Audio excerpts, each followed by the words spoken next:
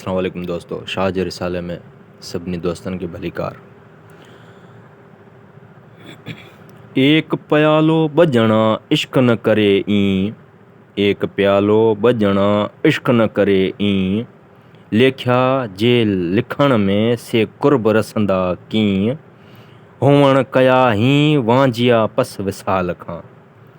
एक प्यालो बजना इश्क न ई करे, एक प्यालो बजना इश्क न ईअं करे, आटे सी एक थिया जे गुता नीह गरे, धोई धार धरे जीअ खलत खंजर आयो। एक प्यालो बजना इश्क न करे अध, एतां सार सध कई जा कवाल सी। कातिल कमाई करे वोह माखी जे कन, वटां वेही तन पेज की पयालियूं। हूंदो हडम संध ला प्या कन पंहिंजो, पोज प्यारज पन्हईड़ा वेंदा वठो कंध, त हट तुंहिंजे हंध मूंखे कोन लहे। हूंदो हडम रुख लाइ प्या कन पंहिंजो, वटी वटारनि खे तां प्यारे परख, सा लख लहे थी लख जा तूं ईंदे उन सी।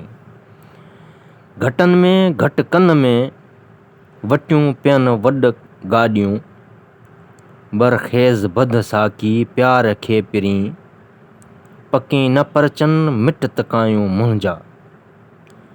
आणे उतरवाव मूंखे मट अपटिया, मतारा तिंहिं साव अचन सर संभायो।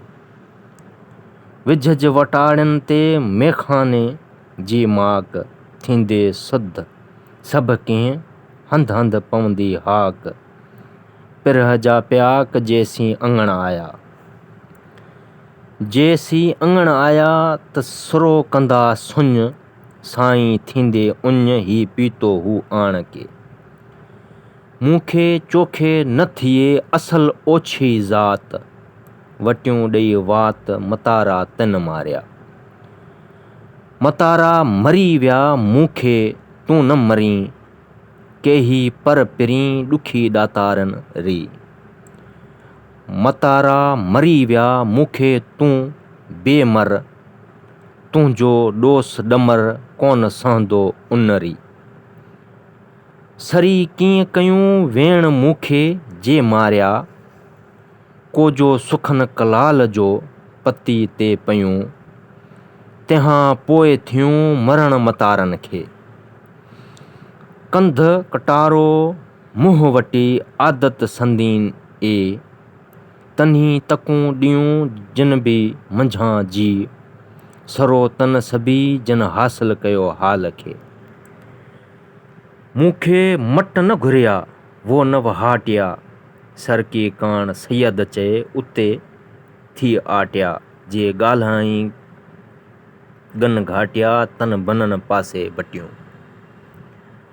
सर ॾेई सट जोड़ कंहिं पर कलालन सी, काते करट कपार में खंजर आणे खोड़, मरणा मुंहं मोड़ वटी थी वध लही। वट वट वटीअ में मिट मिट मुंध ॿियो, कदर केफ़ कलाल जो पिया कन पियो। अचन दर्स दुकान ते कंध क़बूल कयो, सरहा सर ॾियो चखन सरक सैयद चए। कलालऊं काव मत न सिखी मूं हियां, रोंदे रात विहाव चिकाईंदे बनियूं। दोस पई दर आयो थियो मिलण जो सायो, ॾींहं पुॼाणियो आणे असांखे मोले मुहब मिलायो। वियो विछोड़ो थियो मेलापियो वाहिद वाव वारियो, हू जिन्हीअ जो ॾस ॾूर अॾो, ओॾो अॼु सो आयो। अब्दुल लतीफ़ चए अची अजीबन पाण फज़ल फरमायो।